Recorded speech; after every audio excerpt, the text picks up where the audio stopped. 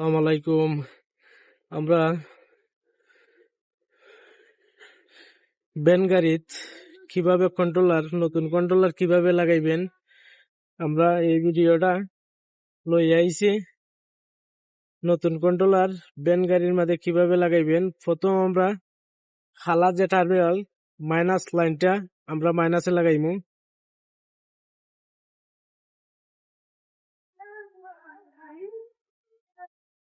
আমরা লালটাত লাগাইছি।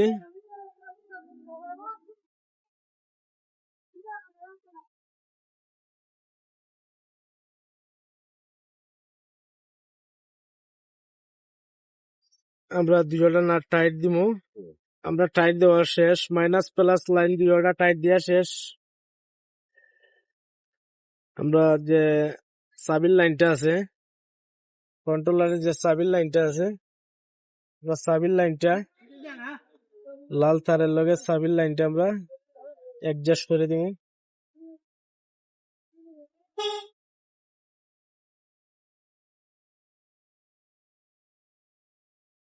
আমরা হালকা কষ্টিক পেঁচাই নেবো সাবির লাইনও।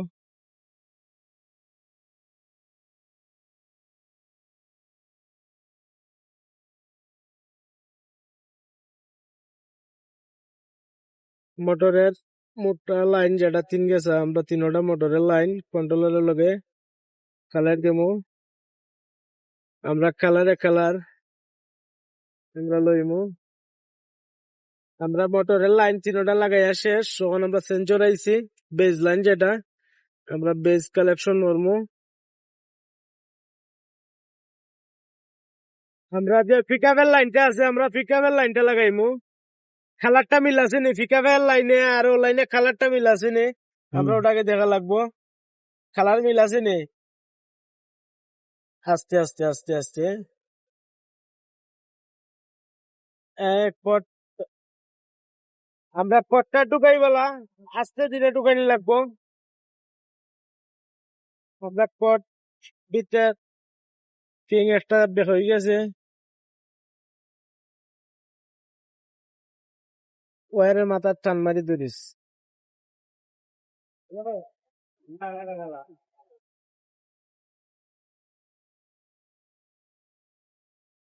এই আস্তে আস্তে হয়েছে এটা। পরে পরে শেষ কাজ যাও আমরা লাগাইয়া শেষ, এখন আমরা পিক আপ দিব হালকা করে।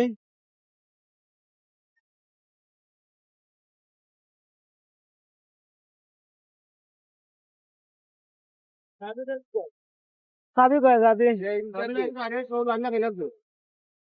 আমরা মোটরটা ওকে, কন্ট্রোলার ওকে হয়েছে। এই যে দেখেন আমরা মোটর ঘুরছে। আমরা এই যে লাইন দুজন কিভাবে লাগাইছি দেখবেন।